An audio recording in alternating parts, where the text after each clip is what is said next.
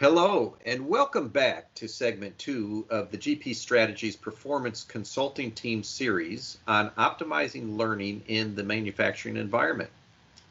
Today, we are continuing our conversation with our two esteemed colleagues, Deborah Boyle and Tina Mullen, who have been working for a client in the manufacturing industry to identify common skill sets across manufacturing roles in order to optimize the learning for their employees. Deborah, as you remember, has over 30 years of experience in the manufacturing industry and has been working in the role of performance analyst for this client over the past 6 years. Tina has been in the performance analyst role with this client for the past 2 years and has served as a performance consultant for clients in a broad range of industries, including telecommunications, pharmaceutical, banking, retail, and manufacturing across her 35-year career. And I am still Rocky Ellens, and I will still be your host and moderator for this series. Deborah and Tina have been and are working in partnership with one of our manufacturing clients, as we've said, and we have asked them to share their process that they have employed, as well as the insights they have gained for optimizing learning paths. So Deborah and Tina, welcome back.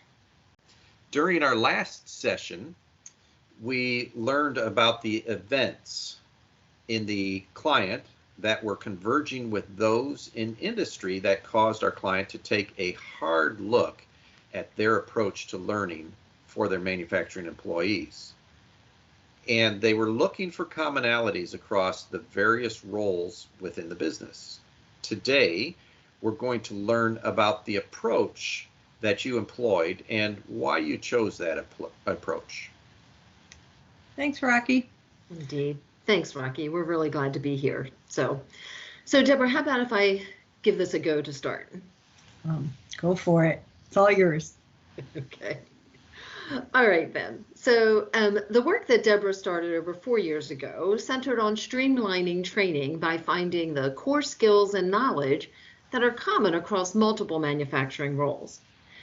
Now, those efforts led to a few main outcomes: an enterprise learning model and a matrix tool to document and identify core skills and knowledge competencies needed for new-to-role employees in order for them to be job role ready. And what we mean by that is ready to transition to the floor.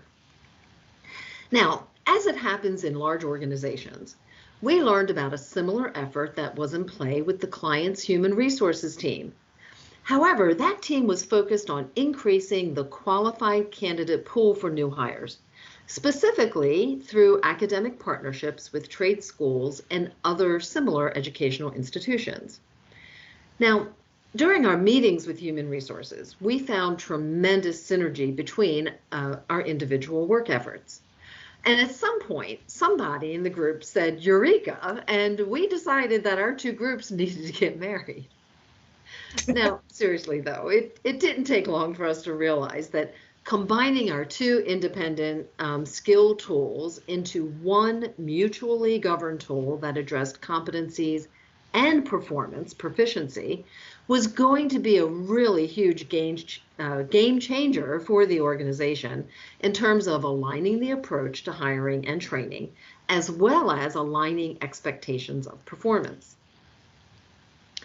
Now, the human resources team focuses on everything pre-hire, right? That technical trade school aspect. First, the human resources team works with operations to understand what the entry-level skills and knowledge proficiency levels are needed to have a solid foundation for success in our business. That helped the human resource team to isolate the skills and knowledge expectations to really hone in on during the interview process.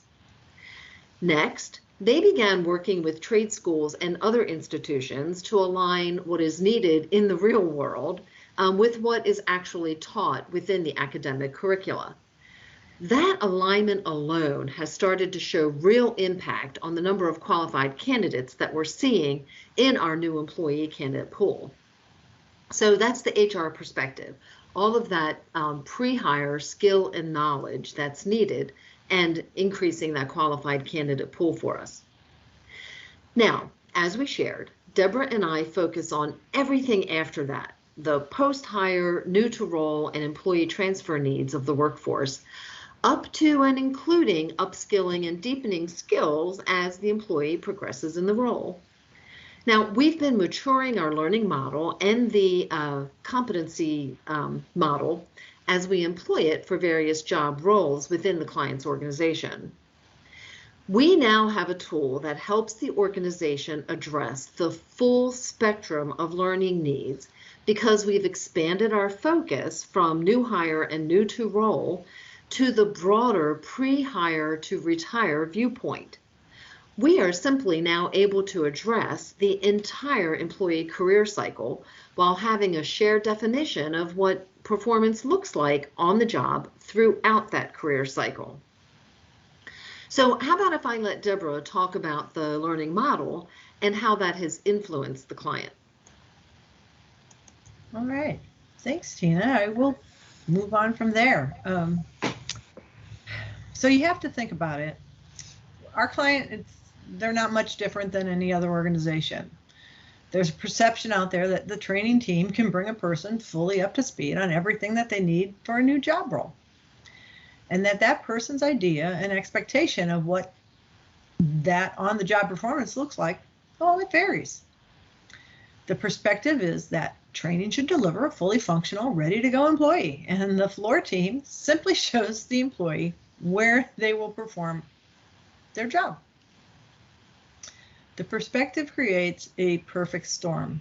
It's a perfect storm of disappointment on all three sides of the equation. The supervisor and the work team, well, they feel that the new employee, they're not carrying their weight. The new employee feels inadequate and they're letting down the team, not able to remember everything that was put in front of them during their training. And then the training team, well, they're just frustrated because they can only go so far when it comes to simulation within the classroom of the work to be performed. So using the learning model, we try to level set all of these expectations. Remember the pre-hire to retire phrase and the work that the HR workforce development team started with the academic partners. Remember, we share those common definitions of performance. The learning model will start here. We're going to hire the right people who possess the core skills and knowledge needed for that job role.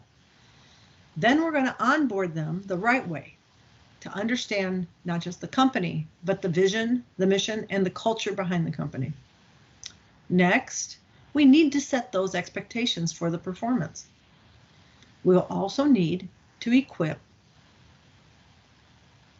the employee with that foundational knowledge and skill to do the job. They came in with some skills, but now we need to include the training for those competencies and the use of the systems, as well as qualifying that employee within those core skills for that role. Remember, to qualify them, we needed to now include some capstone or some demonstration assessments. This and that foundational learning where that employee can apply what they've learned. And they do this within a simulated project similar to the work experience, which will build their confidence and hopefully their enthusiasm. The next part's really critical. How we go from the classroom and transition that new employee to the floor. This is where the model brings in the coaching by the managers, maybe a peer.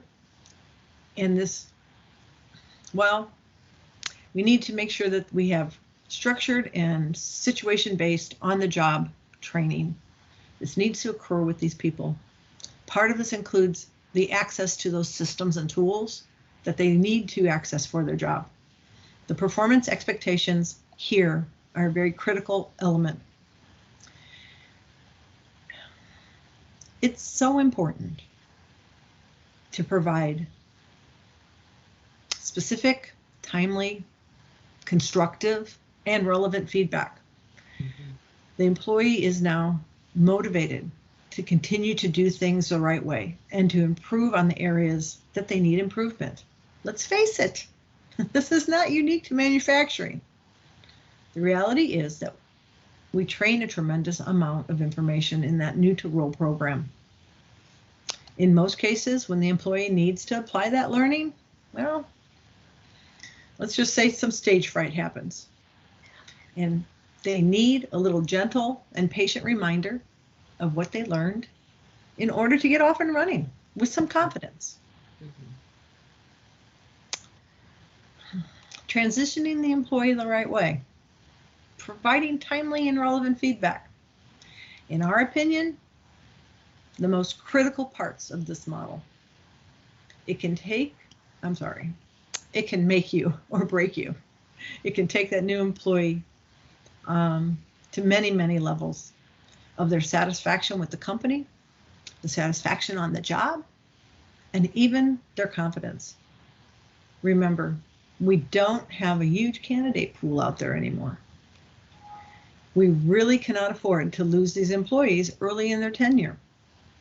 Remember, part of the model includes employees' full career progression, transitioning the right way, which includes recognizing on the job and other learning opportunities to upskill them, to broaden the employee's skills and knowledge as they become capable within their role. Now, I'm sure you're wondering, how did we apply the skill and knowledge tool that we built? So I'm going to hand that back to you, Tina, to start explaining. All right, I'll give that a good go. So let me just go back a moment to where we talked about the new to role expectations and how everyone has their own take on what an employee should know and be able to do when they come out of training. Now, the training team has their point of view, as does the operations team, and the employee does as well. So in order for the learning model to work, we need to align the expectations of these three entities, and that's where our tool comes in.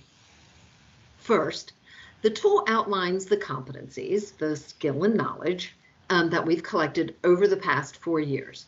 And you'll recall that that's over 230 specific knowledge or skill items that fall under one of 35 overall groups or buckets.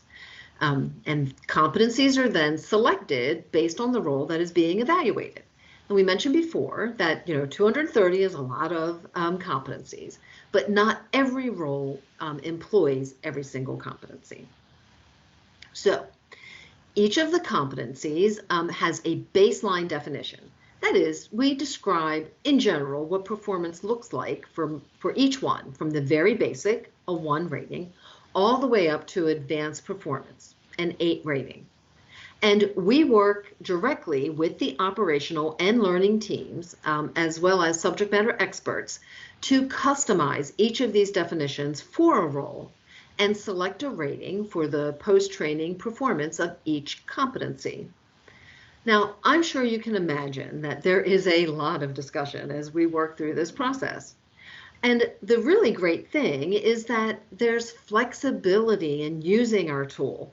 So we're able to include all of the nuances and specifics that might be needed for a role, maybe for a location, or even for a specific manufacturing line.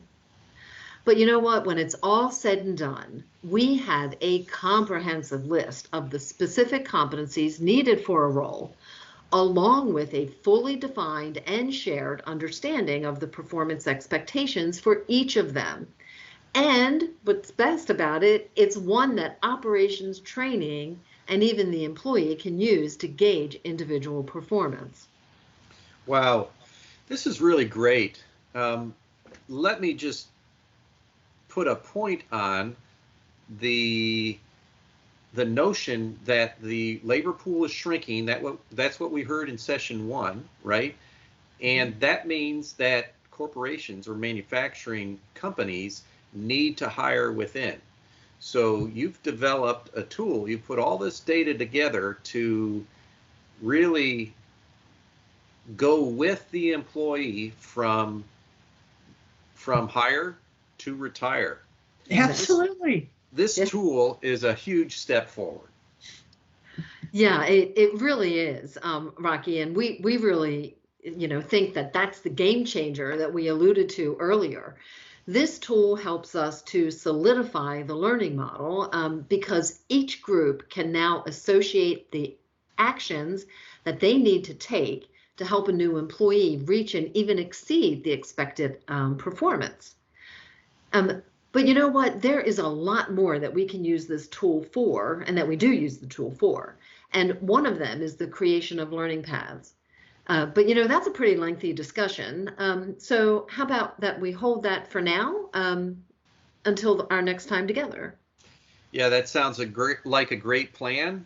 This is a good stopping point. So once again, I want to thank everybody who has joined us. I'd like to thank Deborah and Tina for, again, your time and sharing your insights. And I would ask that everybody stay tuned for session 3, when we'll continue our conversation with Deborah and Tina and see if we can take a look kind of behind the curtain for the process they are employing for learning optimization. Thank you. Have a great day and stay safe.